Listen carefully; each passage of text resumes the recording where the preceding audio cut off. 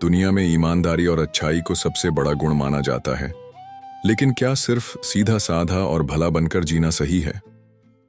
कई बार लोग दूसरों की सरलता का फायदा उठाने लगते हैं। यह कहानी आपको सिखाएगी कि जीवन में अच्छा बनना जरूरी है, लेकिन इतना भी नहीं कि लोग आपको मूर्ख समझकर धोखा देने लगें।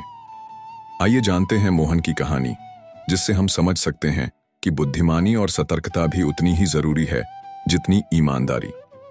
ज्यादा सीधे मत बनो। एक समय की बात है, एक गांव में एक बहुत ही ईमानदार और सरल स्वभाव का आदमी रहता था। उसका नाम मोहन था। वह हमेशा सच्चाई और ईमानदारी के रास्ते पर चलता था।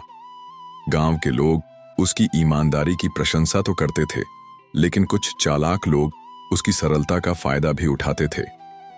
मोहन को लगता था कि दुनिया में अगर आप अच्छे हैं तो सभी आपके साथ अच्छा व्यवहार करेंगे, लेकिन धीरे धीरे उसे एहसास हुआ कि उसकी इस अच्छाई को कुछ लोग उसकी कमजोरी समझ रहे हैं। धोखे का सामना एक दिन गांव का एक व्यापारी उसके पास आया और बोला, मोहन, मुझे कुछ पैसे उधार चाहिए, मैं 1 हफ्ते में लौटा दूंगा। मोहन दयालु था। उसने बिना किसी गवाह या लिखित प्रमाण के पैसे दे दिए, लेकिन हफ्ता बीत गया, महीना बीत गया, व्यापारी ने पैसे लौटाने का नाम नहीं लिया। जब मोहन ने पैसे वापस मांगे तो व्यापारी ने कहा, तुम्हारे पास कोई सबूत है कि मैंने पैसे लिए थे? मोहन चौंक गया। यह उसके लिए एक बड़ा सबक था। ज्ञान की रोशनी वह एक बुजुर्ग व्यक्ति के पास गया और अपनी परेशानी बताई। बुजुर्ग ने मुस्कुराते हुए कहा, बेटा, दुनिया में अच्छा बनो, लेकिन इतना भी सीधा मत बनो कि लोग तुम्हारा फायदा उठा लें।